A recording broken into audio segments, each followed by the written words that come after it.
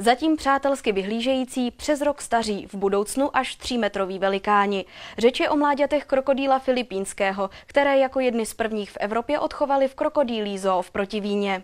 Unikátní odchov kriticky ohroženého krokodýla filipínského se podařil protivínské krokodýlí zoo. Až do roku 2013 nebyl tento druh nikdy v Evropě rozmnožen a chován je pouze v 6 evropských zoo. Prvenství v odchovu získala zoo v Kolíně nad Rýnem, kde se narodila 2 mláďata. V Protivíně se jich jen 8 dní poté vylíhlo hned 7. Dneska už jsou to teda pořádný agresoři, když to tak řeknu, protože tady u tohoto druhu je problém, že jsou vlastně mezidruhově agresivní.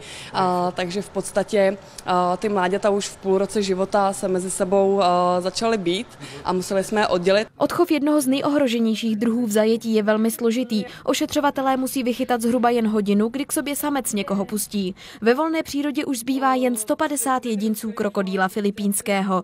V Protivíně můžete vidět i další kriticky ohrožené druhy, například gaviála indického. Ten se v jihočeské zoo pyšní prvenstvím v délce. Samec měří asi 4,5 metru. Nejmladším odchovem tady v zoo je momentálně kajmánek brýlový. Měli jsme 11 mláďat a momentálně jich můžeme vidět už pouhých 10, protože je to běžný druh, na rozdíl třeba od toho krokodýla filipínského, takže vlastně to jedno mládě už je u nových majitelů. Loňský rok byl v Protivíně ve znamení páření a i letos je na co se těšit. Hlavně na léto roku 2015 plánujeme, že už by měla být hotová rekonstrukce starší části, kterou jsme zhruba při 14 dny začali rekonstruovat, takže doufejme, že se můžeme těšit na krásné nové prostory a také na rozmnožování dalších druhů krokodýlů. Irena Mikšová, Jihočeská televize.